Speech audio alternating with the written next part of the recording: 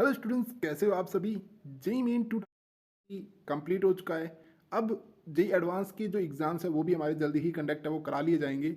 लेकिन लेकिन वेट कीजिए, इससे भी एक इम्पोर्टेंट चीज़ है जो आती है हमारे सामने, उसके कहते हैं हम जोसा काउंसलिंग। अब देखिए, जोसा काउंसलिंग सभी स्टूडेंट्स के लिए बहुत ही ज़्यादा इंपॉर्टेंस है, चाहे वो जेई मेंस का स्टूडेंट्स हो या फिर जेई एडवांस का स्टूडेंट्स हो या फिर वो बी आर्किटेक्चर या बी प्लानिंग की तरफ से एग्जाम्स दे रहा हो। देखिए, काउंसलिंग सबके लिए ज़रूरी है और ये सबसे इंपॉर्टेंट और सबसे बड़ी काउंसलिंग होती है जिसे हम कहते हैं जोसा काउंसलिंग।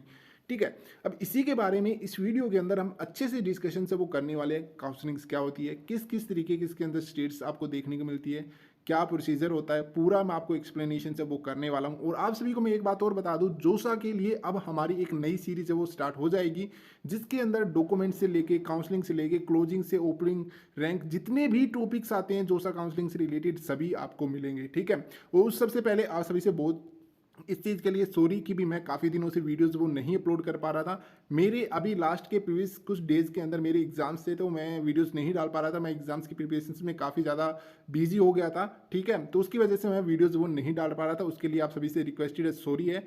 ठीक है, लेकिन अब कंटिन्यू वीडियोज़ है वो आती रहेगी आपके लिए, पूरी कंटिन्यूज आपको हर मैं न्यूज़ है वो देता रहूँगा। ठीक है, बाकी मेरे हिसाब से मैंने कोई इंपॉर्टेंट न्यूज़ है वो मिस नहीं किया, इतनी कोई इंपॉर्टेंट न्यूज़ वो इन दिनों के अंदर आई नहीं है। ठीक है, चलो शुरू करते हैं, अभी देरी नहीं करेंगे बिल्कुल भी। और ये सब्सक्राइब हो गए वो आप सभी अपने आप कर देना है। ठीक है, अभी हम टॉपिक पे आते हैं। सबसे पहले हम बात करते हैं जोसा काउंसलिंग के ऊपर। ठीक है, अब जोसा काउंसलिंग्स क्या होती है, यहाँ पे काउंसलिंग्स का मतलब होता है कि आपकी जो जितने भी जी मीन्स के अंदर आपने स्कोर किया है या फिर जी एडवांस के अंदर आपने स्कोर किया है, तो उसके बेस पे आपको किस कॉलेज के अंदर एडमिशन से वो मिलना चाहिए, वो कौन डिसाइड करता है, वो जोसा काउंसलिंग से वो डिसाइड करती है कि आपको किस कॉलेज के अंदर कौन सी ब्रांच है वो दे देनी चाहिए। ठीक है, अब ये काउंसलिंग है वो कब से स्टार्ट होगी, सबसे बड़ा सवाल तो यही आप सभी के मन में उठ रहा होगा। तो मैं आप सभी को इसके बारे में क्लियर कर देता हूँ कि आपकी जो काउंसलिंग्स है मे बी पॉसिबिलिटीज है जो इंक्रीज हो रही है वो ये हो रही है कि जो अक्टूबर का जो मंथ है उसके लास्ट में हमारी काउंसलिंग से वो स्टार्ट हो जाएगी, ज़्यादा इसको डिले वो नहीं करने वाले हैं। ठीक है, अब मेन बात आती है कि जो काउंसलिंग्स है वो हमारी एक्चुअली में होती क्या है। ठीक है,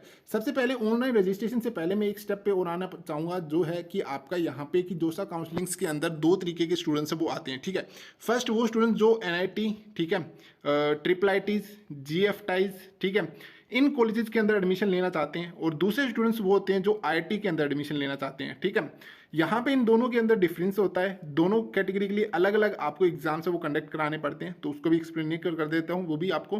ठीक है, सबसे पहले जैसे कि अगर आपको एनआईटी, ट्रिपल आईटी, जीएफटाइज के लिए जाना है तो आपको सिर्फ जेई मेंस के एग्जाम्स देने हैं। जेई मेंस का एग्जाम्स आपको क्लियर करना है, उसके अंदर अच्छी रैंक लेके आनी है।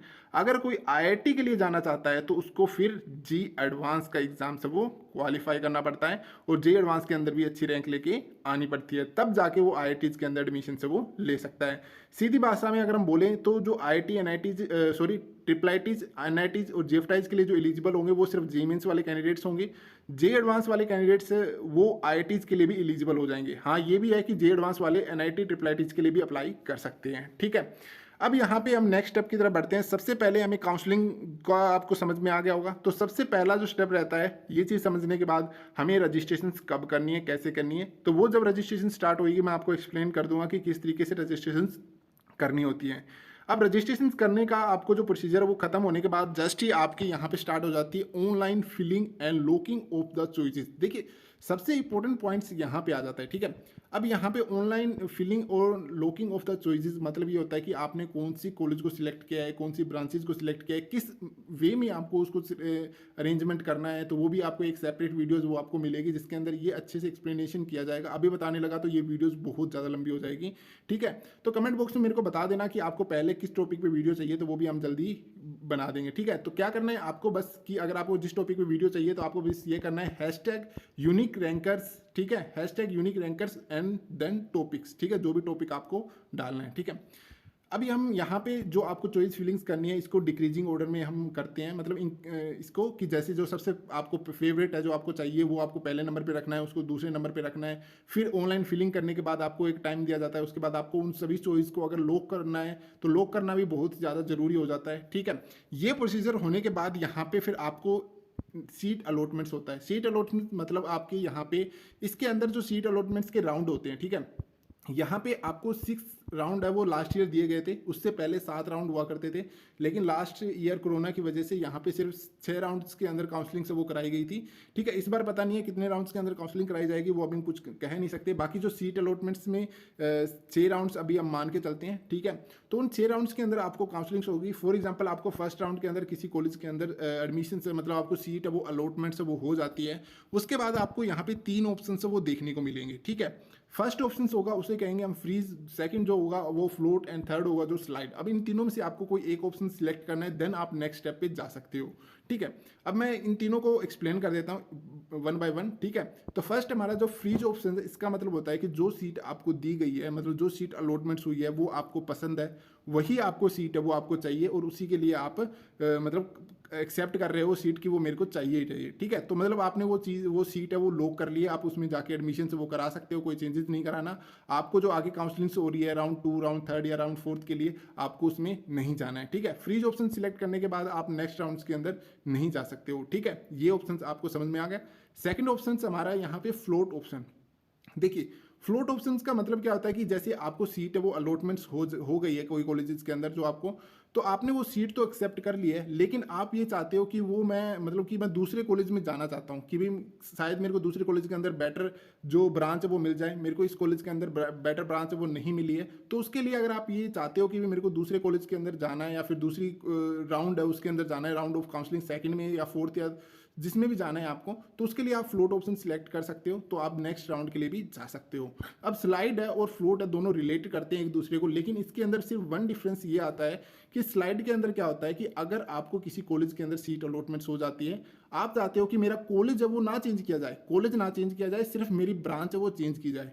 ठीक है, तो इस चीज़ के लिए स्लाइड ऑप्शन से वो सिलेक्ट कर सकते हो आप। ठीक है, तीनों को मैं एक वन लाइनर में समझा देता हूँ। फ्रीज ऑप्शन आपको कुछ भी नहीं, बेफिक्र है, आपने लॉक कर दिया है कि मेरे को ये कॉलेज चाहिए।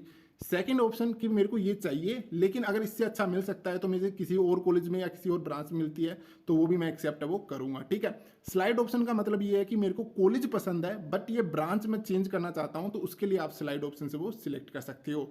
ठीक है, इन तीनों में से कोई एक ऑप्शन आप सिलेक्ट करने के बाद आप नेक्स्ट स्टेप में पहुंचेंगे, वहां पे आता है आपके पास वेरिफिकेशन ऑफ द डॉक्यूमेंट्स। एक बात और बता देता हूं, अगर जैसे जो फ्रीज ऑप्शन सिलेक्ट करता है वो डायरेक्ट ही डॉक्यूमेंट वेरिफिकेशन पे पहुंच जाता है। अगर फ्लोट ऑप्शन या फिर स्लाइड ऑप्शन सिलेक्ट करते हो, जब तक काउंसलिंग नहीं खत्म होगी तब तक आप यहाँ पे आगे चलते रहेंगे, और जब तक आप फ्रीज ऑप्शंस को सिलेक्ट नहीं करेंगे, ठीक है, तब तक आप डॉक्यूमेंट वेरिफिकेशन पे नहीं जा सकते हो। ठीक है, डॉक्यूमेंट्स वेरिफिकेशन पे यहाँ पे आपको अपने सारे डॉक्यूमेंट्स वगैरह सबमिट है वो कराने होते हैं। कौन कौन से डॉक्यूमेंट्स, ये बहुत ही ज़्यादा इंपॉर्टेंट है। ठीक है, इससे रिलेटेड एक वीडियो बहुत ही इंटरेस्टिंग टॉपिक की तरह मैं इसको एक्सप्लेन करने वाला हूँ कि कौन कौन से आपको डॉक्यूमेंट्स चाहिए, तो वो भी मैं आपको बताऊंगा। ठीक है, तो जब वेरिफिकेशन हो गया, आपको डॉक्यूमेंट सारे ओरिजिनल चाहिए होंगे। ठीक है, वहाँ पे जाके सबमिट भी करवाने होंगे, तो ये सारा प्रोसीजर मैं आपको समझाऊंगा। बस आपको नेक्स्ट स्टेप जो डॉक्यूमेंट वेरिफिकेशन रहेगा, देन फाइनली हम हमारे कॉलेज के अंदर रिपोर्टिंग कर सकते हैं, कॉलेज में जाके हमारी जो आगे की स्टडी है उसको कंटिन्यू कर सकते हैं। ठीक है, ये होता है जोसा काउंसलिंग का एक प्रोसीजर, जो आपको मैंने एक अच्छे वे में समझाने की कोशिश की है। मे भी आपको सारे स्टेप्स वो समझ में आ गए हों, और जैसे कि मैंने आप सभी को बताया कि अगर आप किसी टॉपिक पे, पर्टिकुलर टॉपिक पे वीडियो चाहते हो, तो बस आपको क्या करना है, यहाँ पे आपको टाइप करना है हैशटैग, ठीक है, यूनिक, ठीक है, यूनिक रैंकर्स, ठीक है, यूनिक रैंकर्स, और देन यहाँ पे आपको नीचे स्लैश डाल के यहाँ पे आपको टॉपिक, जो भी आपको टॉपिक मतलब आपको चाहिए वो टॉपिक का आप यहाँ पे नाम लिख सकते हो।